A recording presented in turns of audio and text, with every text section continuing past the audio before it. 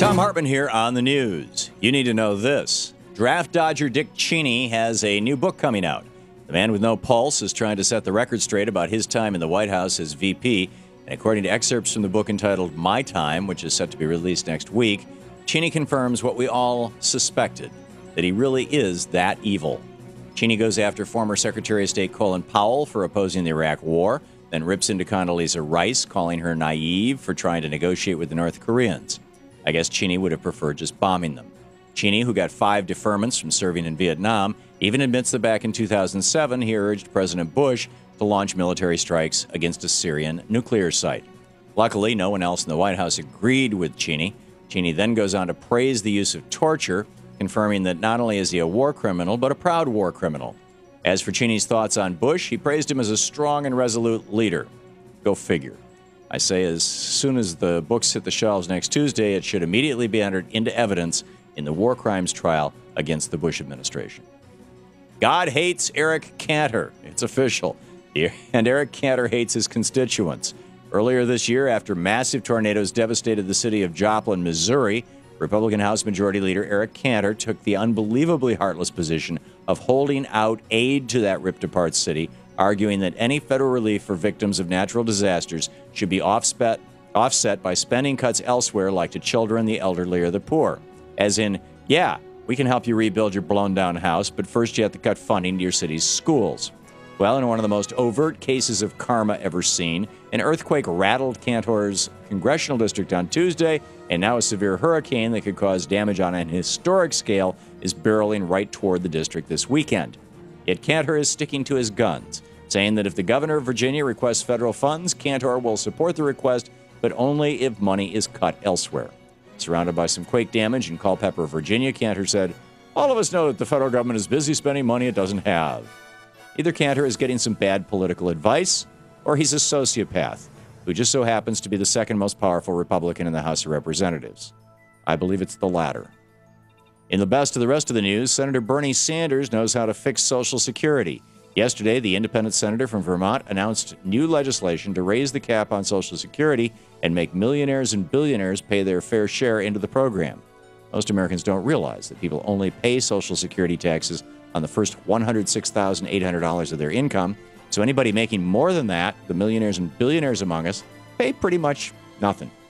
So just by lifting that cap so that Bill Gates pays the same as you and I do, Social Security will be fully funded for the next 75 years and probably forever. So far, Republicans and some Democrats have endorsed proposals to raise the retirement age, but they're all ignoring the cap. But poll after poll shows the American people opposed to raising the retirement age and in support of raising the cap.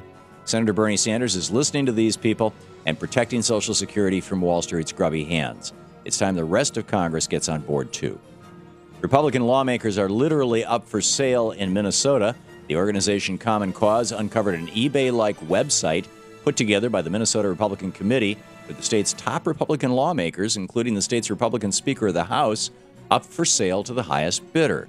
Exactly what you get by bidding for these lawmakers is unclear, but the site offers people a chance to get up close and personal, their language, with each Republican.